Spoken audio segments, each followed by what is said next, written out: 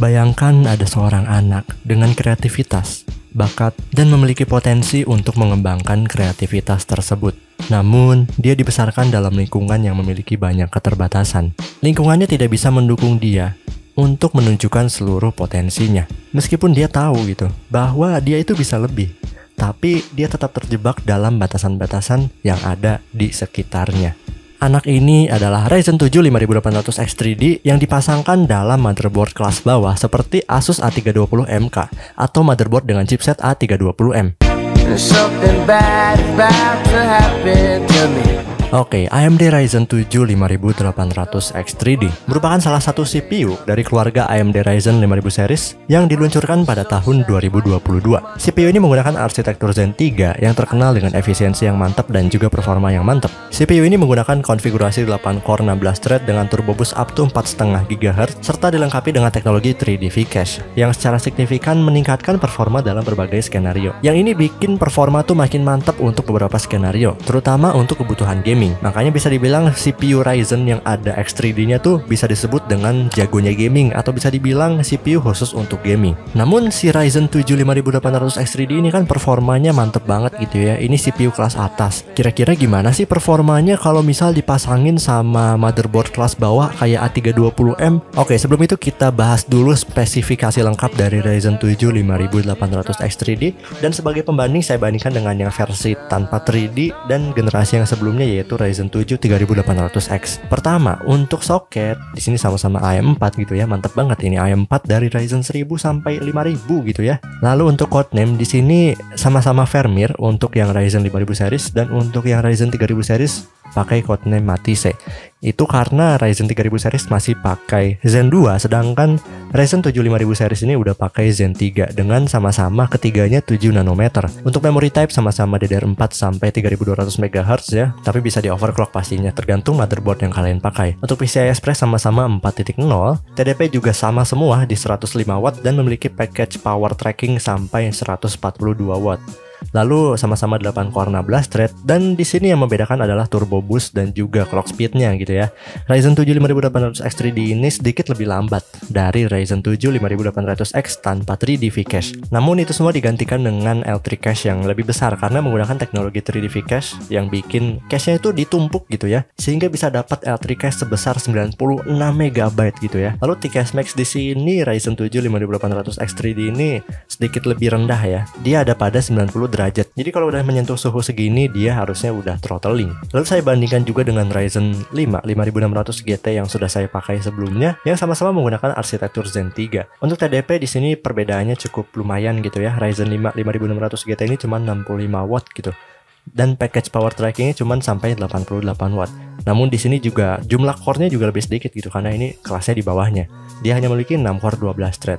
Namun untuk turbo boost di sini dan juga clock speed, Ryzen 5 5600 GT ini lebih unggul, ada pada 3,6 sampai 4,6 GHz.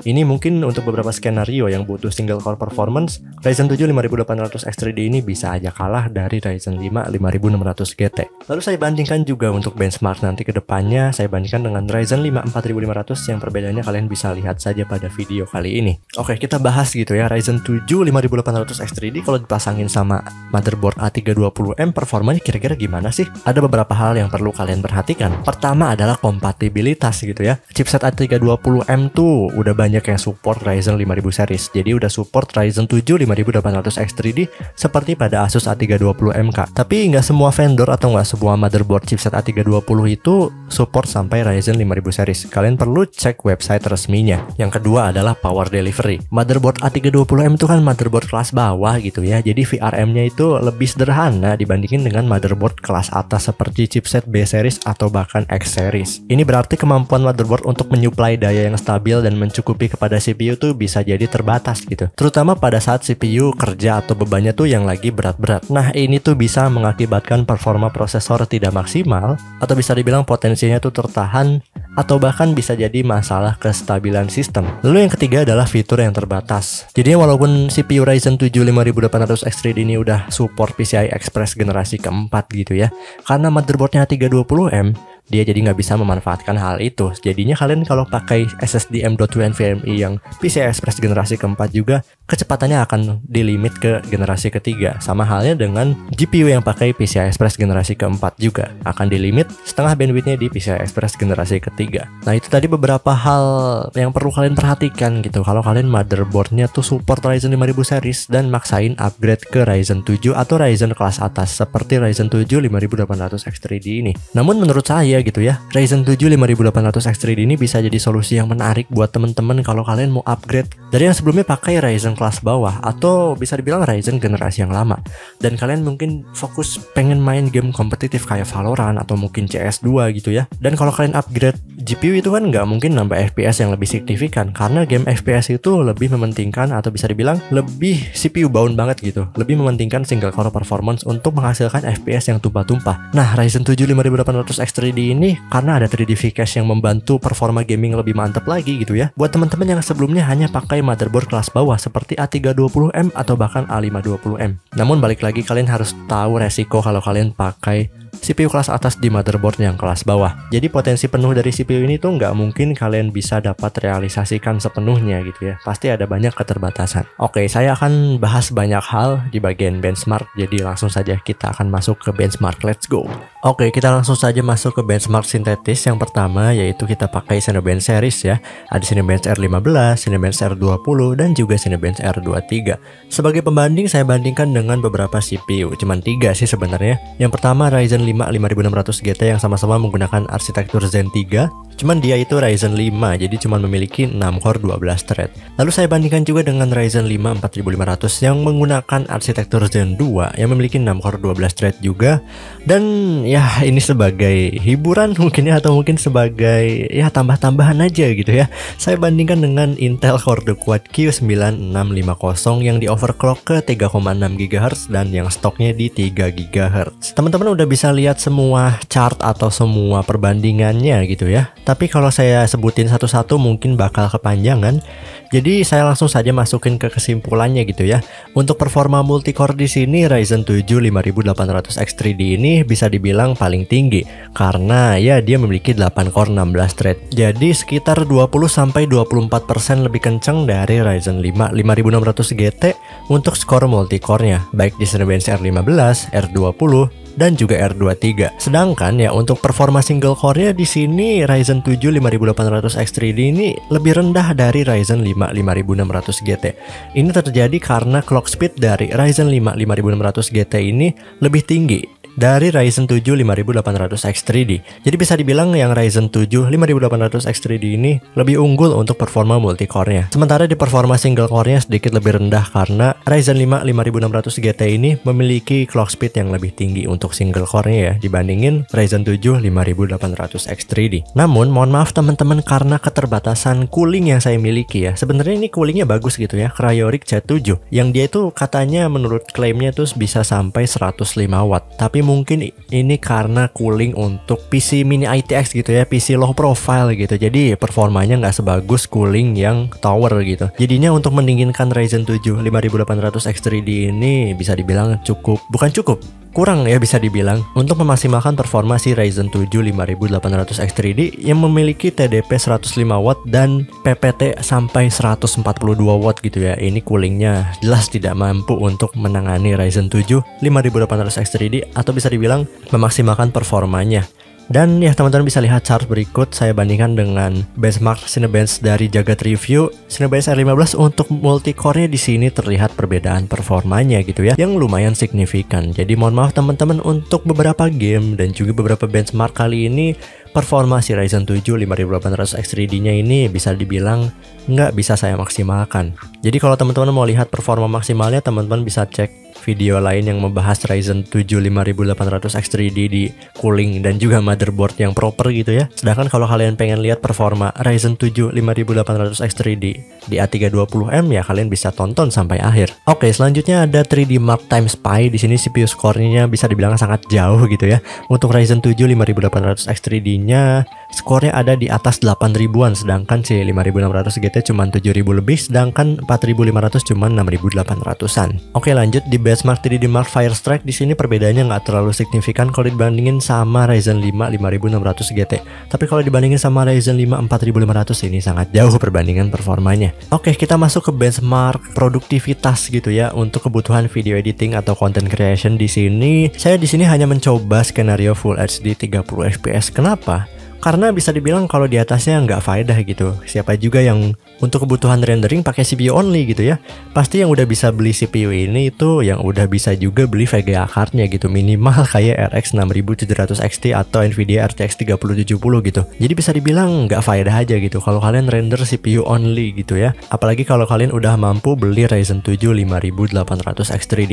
Jadi ini hanya sebagai pembanding saja gitu ya. Saya bandingkan dengan Ryzen 5 4500 yang memiliki 6 core 12 thread, dan di sini terlihat perbedaan performanya gitu ya. Karena video editing juga terkadang butuh multi core performance, dan ya single core performance-nya juga lebih kencang si Ryzen 7 ini. Jadi performanya lebih kencang juga si Ryzen 7 tentunya. Ryzen 7 5800 X3D ini mampu merender dengan waktu 19 menit 49 detik, sedangkan Ryzen 5 4500 mampu merender dalam waktu 30 menit 11 detik untuk merender video Full HD 30 fps dengan durasi 10 menit. Lalu untuk Blender juga sama di sini. Saya coba BMW Ryzen 7 5800 X3D pasti lebih unggul karena dia punya multi core performance dan punya core yang lebih banyak dari Ryzen 5 5600 GT gitu ya. Karena tentu saja untuk kebutuhan 3D rendering tuh multi-core performance sangat dibutuhkan. Oke, kita langsung masuk ke benchmark gaming ya. Di sini benchmark gaming yang kalian suka pastinya, karena ini CPU Ryzen 7 5800 X3D-nya itu memang CPU khusus untuk gaming gitu. Oke, kita lihat potensi Ryzen 7 5800 X3D menggunakan cooling yang biasa aja ditambah menggunakan motherboard A320M. Teman-teman bisa lihat perbedaan performanya gitu ya. Disinilah terbukti 3D cache atau bisa dibilang L3 cache yang besar ini sangat berguna untuk kebutuhan game FPS, terutama game CS2 kali ini. Perbedaan performa dari Ryzen 5 4500 dan Ryzen 7 5800 X3D di samping single core performance yang lebih kencang Ryzen 7, di sini juga terlihat 3D cache-nya ini sangat berguna untuk kebutuhan game CS2. Rata-rata FPS untuk 720p low karena saya mau coba performa dari CPU-nya aja gitu ya. Rata-ratanya ada 405 fps, sedangkan si Ryzen 5 4500 100 fps aja gitu ya sih rata-ratanya. 4 kali lipat lebih kenceng dari Ryzen 5 4500. Namun karena keterbatasan cooling lagi-lagi gitu ya, ini harusnya si Ryzen 7-nya nih mampu render di 476 fps-an menurut benchmark dari One Lefty di YouTube gitu. Tapi karena keterbatasan cooling, jadinya hanya mampu merender 405 fps aja. Jadi tolong ya. Tapi ya ini udah mantap banget gitu ya jika dibandingin dengan CPU yang tanpa 3D cache. Game kedua yaitu adalah Valorant. Di sini juga terlihat perbedaan performa yang sangat jauh banget gitu ya. Saya bandingkan juga dengan Ryzen 7 5800 X3D yang di benchmark oleh Algerbench, kalian bisa cek di YouTube, dan Ryzen 7 5800X yang di benchmark oleh It's Joz TV ya. Dan di sini terlihat perbedaan performa dan gunanya L3 cache yang besar atau 3D cache pada Ryzen 7 5800 X3D ini terlihat gitu ya. Rata-rata FPS-nya yang saya tes adalah 536 fps, sedangkan di 1080p aja kalau performa Ryzen 7 5800 X3D-nya ini bisa dimaksimalkan dengan cooling yang bagus gitu ya. Dia bisa merender dengan rata-rata FPS 638 di resolusi 1080p gitu ya. Sedangkan kalau si Ryzen 7 5800X gitu ya yang tanpa 3D cache, dia hanya mampu merender 316 fps gitu. Jadi 3D cache ini sangat berguna untuk kebutuhan game, terutama game FPS seperti Valorant ataupun CS2. Tadi saya bilang ini limitasi dari cooling, dan ya teman-teman bisa lihat chart berikut gitu ya. Ini bukti bahwa cooling sangat berpengaruh ya. Ya iyalah jelas karena ini CPU kelas atas gitu ya. Masa pakai cooling yang bisa dibilang low profile atau cooling yang digunakan untuk PC mini ITX mungkin ya. Sebenarnya klaimnya tuh 100 watt sih harusnya mampu aja gitu ya. Tapi karena ini ada PPT, package power trackingnya itu sampai 142 watt, jadinya ya coolingnya nggak sanggup gitu. Dan teman-teman bisa lihat di sini untuk cores yang paling panas adalah yang cores yang 5 dan rata-rata temperaturnya adalah 90 derajat pada saat saya tes Cinebench R23 multi core. Dan ya ini kenapa bisa throttling, karena si Ryzen 7 5800 X3D-nya ini memang TCAS max-nya itu ada pada 90 derajat Celcius, atau bisa dibilang dia itu bakal throttling kalau udah nyentuh 90 derajat Celcius. Dan itu dibuktikan dengan CPU package power atau power draw dari CPU-nya yang awalnya itu nyentuh 100 watt, tapi karena dia panas nyentuh 90 derajat derajat, dia turun jadi di 80 wattan aja. Yang seharusnya gitu ya, seharusnya tuh dia bisa nyentuh sampai 100 watt lebih untuk Cinebench R23 atau untuk stress test, atau ya kalau coolingnya bagus gitu dia bakal nyentuh 100 watt lebih. Dan dibuktikan juga dengan clock speed yang dia hanya di rata-rata di 3,7 GHz gitu ya, yang seharusnya dia bisa sampai 4,5 GHz gitu ya si turbo boostnya. Dan ya benar saja dia seharusnya bisa sampai 4,4 GHz untuk single core-nya ya. Untuk multicore juga beberapa core-nya harusnya nyentuh 4,5 GHz. Tapi karena keterbatasan cooling tadi jadinya dia cuma nyentuh 3,7 aja gitu. Ini dibuktikan dengan pada saat tes Cinebench R23 single core gitu ya. Core yang paling kencang di sini adalah core 1, dia itu nyentuh sampai hampir 4,5 GHz dan dia hanya nyentuh 80 derajat Celciusan aja gitu. Jadi dia nggak throttling. Dan ya, turbo boostnya bisa diraih oleh si core yang pertama ini. Lalu saat Valorant juga terlihat perbedaan performa antara Ryzen 7 5800X 3D yang bisa dimaksimalkan dengan cooling yang bagus dengan yang saya tes yang menggunakan cooling yang nggak bisa memaksimalkan performanya gitu ya. Perbedaannya tadi sampai 100 fps-an untuk rata-ratanya gitu ya. Namun saya mikir juga, apakah bukan karena suhu doang gitu ya? Apakah gara-gara VRM-nya kah? Atau karena ini motherboard-nya kelas bawah gitu ya? Dan saat saya tes gitu ya, clock speed-nya itu dia mentok di 4 GHz gitu ya, yang seharusnya dia bisa 4,5 GHz kalau untuk main Valorant harusnya ya. Apakah kemungkinan ini karena VRM kelas bawah gitu ya, motherboard kelas bawah? Apakah dia panas terus nggak bisa ngasih daya lagi ke si CPU-nya? Dan teman-teman bisa lihat setelah saya cek gitu ya, VRM temperaturnya sih nggak panas-panas banget. Seharusnya ini VRM-nya nggak bikin throttling gitu ya, nggak bikin performa Ryzen 7 5800X 3D-nya ini nggak maksimal gitu ya, karena VRM-nya dia nggak panas-panas banget. Dan ya bisa dibilang gitu ya, ini bukti bahwa memang ini masalah atau kendalanya pada cooling yang tidak bisa memaksimalkan si Ryzen 7 5800X 3D ini gitu. Jadi ya teman-teman boleh tag brand cooling CPU di bawah gitu ya. Pada saat main Valorant juga dia rata-rata suhunya ada pada 90 derajat Celcius gitu ya, dimana itu sudah masuk throttling. Dan akhirnya performa Ryzen 7 5800X 3D ini tidak bisa dimaksimalkan, sehingga untuk main game Valorant dia nggak bisa maksimal juga. Dan sebagai bukti bahwa seharusnya si A320M ini bisa memaksimalkan Ryzen 7 5800X 3D ini gitu ya, adalah teman-teman bisa cek videonya aja gitu ya. Ada yang ngetes Ryzen 9 5900X di motherboard A320M dan X570. Perbedaan FPS itu nggak terlalu signifikan gitu ya.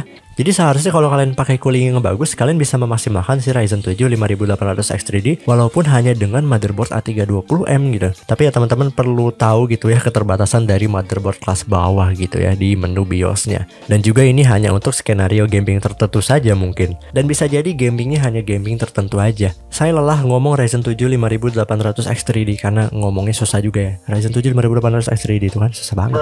Oke, itu tadi beberapa benchmark dari Ryzen 7 5800X 3D. Dan kita masuk ke kesimpulan sekaligus melihat harga yang sangat tidak wajar untuk Ryzen 7 5800X 3D ini ya. Teman-teman bisa lihat gitu ya, harganya tuh beda 600 ribuan sama Ryzen 7 7800X 3D, dimana performanya di atas Ryzen 7 5800X 3D gitu ya. Saya nggak tahu yang bikin CPU ini tuh mahal tuh apa gitu ya. Sedangkan si saudaranya terlihat lebih menarik, yaitu si Ryzen 7 5700X 3D. Teman-teman bisa didapetin di harga 3.700.000. Sedangkan untuk perbedaan performa saat gaming sih nggak terlalu signifikan gitu. Jadi buat teman-teman yang pengen upgrade dari AM4 gitu ya, atau bisa dibilang dari CPU yang lama Ryzen series gitu kayak 1000 series atau 2000 series, kalau pengen main game FPS lebih lancar lagi gitu ya, Ryzen 7 yang versi 5700X 3D ini walaupun si clock speednya tuh jauh lebih rendah, tapi performa gamingnya tuh untuk beberapa skenario tuh nggak terlalu berpengaruh gitu. Dengan perbedaan harga yang sangat jauh gitu ya, 1,6 juta, cuman perbedaan performanya kayak gini gitu, kalian mending pilih yang 5700X 3D aja. Kecuali yang 5800X 3D ini kalian bisa dapetin di harga 4 jutaan. Nah, si X3D ini kalau misal saya mau buat gaming sekaligus buat 3D rendering atau buat video editing gimana bang? Nah, ada solusi yang lebih menarik lagi gitu ya, yaitu Ryzen 9 5900X yang harganya tuh lebih murah dari Ryzen 7 5800X 3D dengan performa yang di atas Ryzen 7 5800X 3D untuk kebutuhan skenario video editing dan juga 3D rendering, karena dia memiliki 12 core 24 thread gitu ya, dan turbo boostnya up to 4,8 GHz. Tapi balik lagi, pasti Ryzen 9 ini potensinya bakal terbatas kalau kalian pakai di motherboard A320. Tapi daripada kalian ke 5800X3D, mending ke yang tadi, ke 5700X3D. Atau kalau mau performa multicore yang lebih baik, kalian upgrade aja ke Ryzen 9 yang lebih murah dari yang 5800X3D ini gitu. Bahkan ya kalau kalian misal nggak masalah gitu ya, si average performance-nya tuh turun sekitar 20 sampai 50 FPS-an gitu ya, Ryzen 7 5800X ini bisa jadi solusi yang lebih menarik dari si 5800X3D karena harganya 1,2 juta lebih murah gitu. Tapi balik lagi kalau kalian misal mau FPS tumpah-tumpah sih pilih yang tadi aja, yang 5700X3D karena ini mantep banget untuk kebutuhan gaming, terutama game FPS gitu ya, dengan harga 3,8 juta ini, yang harganya itu lebih murah dari 5800X ataupun X3D. Ya, jadi overall keseluruhan kesimpulannya sih kalau kalian mau upgrade ke 5800X3D ini, kalian tunggu turun harga dulu sampai 4 jutaan gitu ya. Atau kalau kalian mau upgrade sekarang, upgrade aja ke 5700X3D. Atau kalian misal takut motherboardnya kenapa-napa gitu ya, kalian bisa limit performa 5700X3D-nya, atau kalian bisa beli dulu motherboard chipset B450M harganya 1 jutaan, lalu upgrade CPU ke 5700X3D kalau yang 5800X3D-nya tuh belum turun harga gitu ya. Dan yang terakhir, kalian juga perlu cooling yang bagus untuk menangani Ryzen 7 series ini, terutama Ryzen 7 5700X ke atas gitu ya. Oke teman-teman, terima kasih telah menonton video ini sampai akhir. Jika ada pertanyaan boleh komen di bawah, jangan lupa tekan tombol subrek, nyalakan lonceng notifikasinya. Mohon maaf jika ada kesalahan kata atau kesalahan dalam penyampaian informasi. Saya Diofri Gantara Putra, terima kasih. Wassalamualaikum warahmatullahi wabarakatuh. Mantap.